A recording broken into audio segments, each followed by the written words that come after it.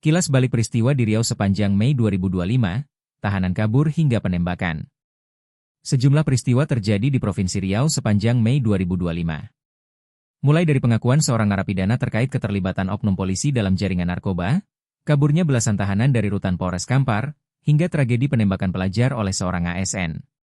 Tidak hanya itu, dua anggota kepolisian bahkan menjadi korban kekerasan saat menjalankan tugas, dan seorang personel tim pelatihan Polda Riau meninggal dunia secara mendadak.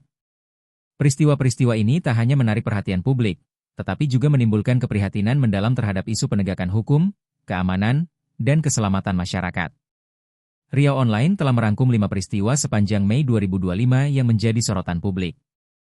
1. Napi di Kepri ngaku diperintahkan oknum polisi edarkan narkoba. Nurdan alias Jordan, terdakwa kasus penyelundupan narkotika jenis sabu seberat 10,05 kg dan senjata api, airsoft gun, mengaku diperintah oleh seorang oknum polisi berpangkat perwira yang kini bertugas di Polda Riau. Dalam sidang di Pengadilan Negeri Tanjung Balai Karimun, 6 Mei 2025, Jordan menyebut bahwa perintah tersebut datang dari mantan Kasatres Narkoba di Pelalawan. Yang menyuruh saya adalah Kasat Narkoba di Pangkalan Kerinci. Saya tidak tahu namanya. Saya hanya berhubungan lewat telepon, ujar Jordan dalam video yang diperoleh redaksi Riau Online, Kamis, 8 Mei 2024. Ia mengaku menerima uang muka sebesar 50 juta rupiah sebelum berangkat ke Kukup, Malaysia, untuk menjemput sabu dan senjata.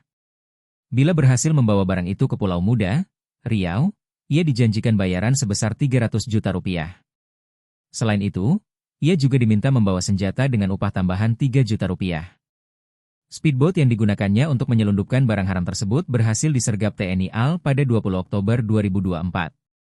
Saat ini, kasus tersebut masih bergulir di Pengadilan Negeri Karimun. 2. 11 tahanan Polres Kampar kabur usai gergaji ventilasi. Rabu, 14 Mei 2025 dini hari, kepolisian dikejutkan dengan insiden kaburnya 11 tahanan dari rutan Mapolres Kampar.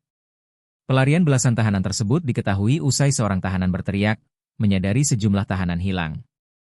Tim Inafis Satreskrim melakukan olah TKP pada dini hari. Berdasarkan hasil olah TKP sementara, para tahanan diduga kabur dengan cara menjebol ventilasi besi yang ada di bagian atas sel. Pengejaran pun langsung dilaksanakan. 3 ASN UNRI tembak kepala pelajar hingga tewas.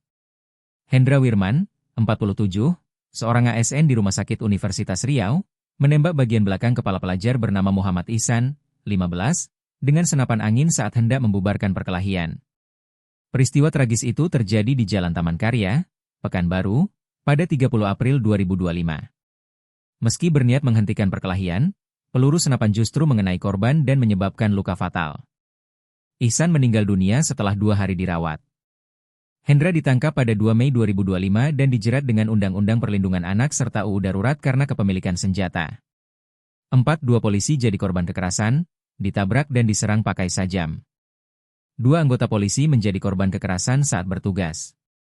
Di Pekanbaru, Aibtu Chandra dari Polsek Senaplan diserang dengan senjata tajam saat hendak menangkap seorang DPO.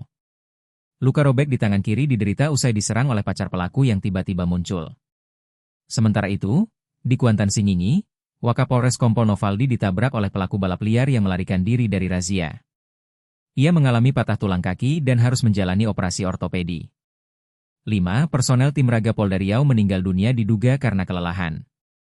Brigadir Dedi Handoko, anggota tim Raga yang dibentuk Kapolda Riau Irjen Pol Heri Heriawan, meninggal dunia pada 22 Mei 2025 usai menjalani pelatihan intensif sejak 18 Mei. Awalnya dinyatakan sehat, Brigadir Dedi mulai mengeluhkan sakit pada Rabu dini hari dan sempat ditangani tim medis SPN. Namun kondisinya memburuk dan ia meninggal setelah dirujuk ke rumah sakit. Penyebab kematiannya belum dijelaskan secara rinci oleh pihak kepolisian. Kapolda Riau Irjen Pol Heri Heriawan dan jajaran turut hadir di rumah duka dan menyampaikan belasungkawa atas wafatnya salah satu putra terbaik Bayangkara.